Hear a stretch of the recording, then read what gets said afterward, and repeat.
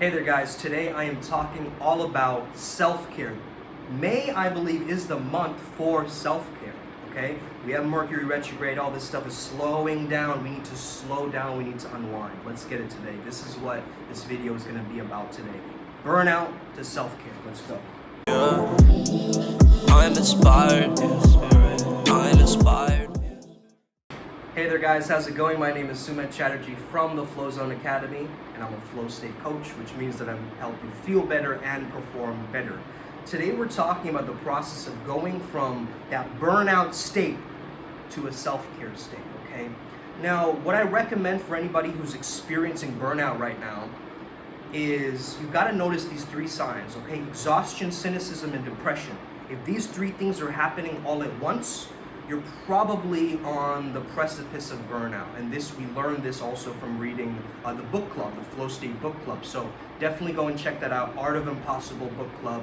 We're now on part 1, okay? So if you've read this far, if you want to get the book, if you want to get caught up, let's go. This month we're just focusing on that book, so it's going to be incredible. Also, we have incredible, different products that we have planned for you guys. So anyway, besides that point, now that you know you're in burnout, you have to get into this active recovery mode, okay? This means taking things like, a cold shower or a warm shower, or, a lot of people, they look at self-care like it's some kind of a thing that you have to purchase, like a bunch of candles, or, you have to kind of, buy a massage or go to the spa or something like this. But everybody's self-care looks different. So you've got to find, what are the relaxing activities for me? What are the relaxing activities for me? That's the first question you ask yourself. And you make a list. You make a list of all the relaxation exercises, meaning the cool down exercises and the cool down activities that make you feel really great. For someone, using a massage chair might be their go-to way. But for you, maybe you like to just watch anime and just roll around in your bed, right? Or maybe for somebody else, they might have a bit of a sweet tooth. Now, the thing about it is to not take self-care overboard, because we want to understand that the self-care is coming from a self-love and not a self-loathing or a self-abandonment. What happens when you abandon yourself? What happens is you go through this process, you constantly feel like you're giving more than you're receiving. That's one of the first indicators that you'll notice when you start to abandon yourself, okay?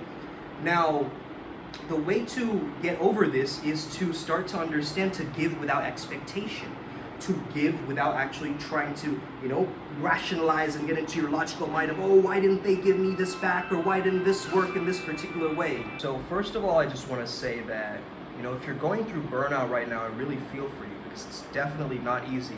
I believe that they actually introduced burnout as a mental illness maybe a few years back, right? So we've got to start to understand that a lot of stress in the workplace can leave people completely have a whole system shut down, right? It's like if your computer needs to rest, you have so many files stored on it, you need like a disk cleanup, right? And so this is what you really need for your system right now. You need to find active recovery, okay? You can look up different ways for active recovery. If you want to train with me, it will take you at least 12 weeks to get over this, okay?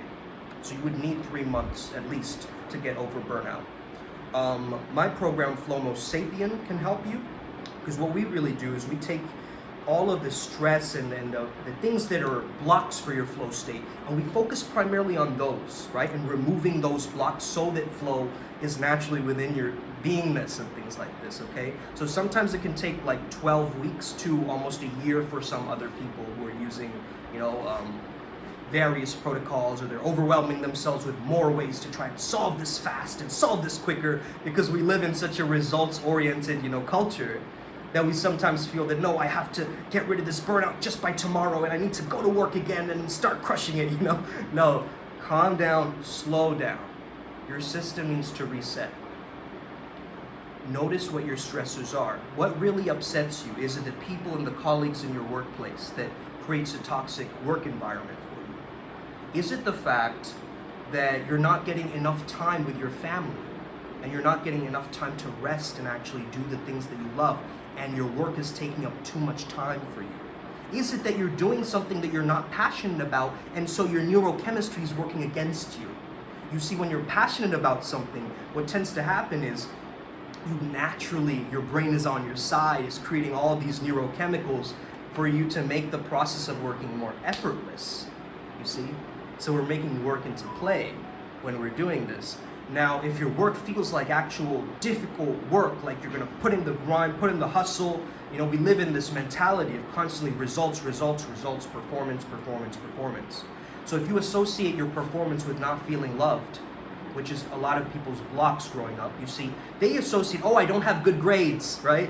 Oh, I don't have good grades. My parents are gonna say bad things about, oh no, And I won't feel loved for my parents if they don't accept me for my bad grades, right? And so we feel this initial, I'm talking about childhood, right? Growing up. If you have this mentality of, I won't be loved if I don't perform, you're gonna get into this burnout mentality. So I wanna save you that, years of torment by just getting you to understand you are loved unconditionally. If not by your parents, by the universe. You are loved unconditionally. First and foremost, you are loved. And then from there, you can also perform. And you're loved if you perform or even if you don't perform. You got to disassociate, right? You got to dissociate these two different things from each other, you see? Now, working or being a workaholic might be something that you're trying to cover up, or you're trying to run away from something else and using work as a coping mechanism. And that's valid for, if you're feeling these different emotions and you're using work as a coping mechanism, that's okay. However, I would urge you to start to understand that maybe I don't want a coping mechanism. Maybe I want a thriving mechanism. Okay, maybe I just want to create a better paradigm and a better protocol for myself so my system is better. You see, people don't have usually people problems, they have systems problems, they have process problems. Their process of doing something and tapping into the flow is completely haywire, right? They're reading this one thing online, they're hiring this one coach over here, they're doing all of these different things to try to tap in, try to get into flow. And, exogenous substances, they're just doing, whatever the culture is teaching them, they're going and doing, right? Maybe that's you right now. You're like, I'm gonna party every Friday, right? If you're gonna party every Friday, guess what? You're gonna get into that same burnout mentality, but with your partying. You see? You're gonna get into that cynicism, you're gonna get into that lack of expressiveness, and, you're going to get deeper into your own mind. So the process here is getting out of the mind and into the body again. Embodying yourself, coming back to you. Where am I right now? What do I need right now? Connect with your needs. Because when you connect with your needs, you will then connect with your self-care. You see, all emotions have a baseline of self-care. I'm angry because I care about the situation.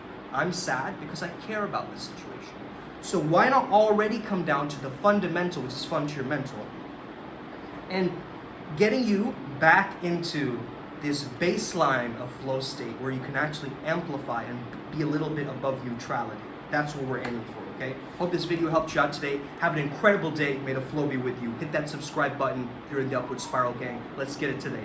May we never be the same again. Os.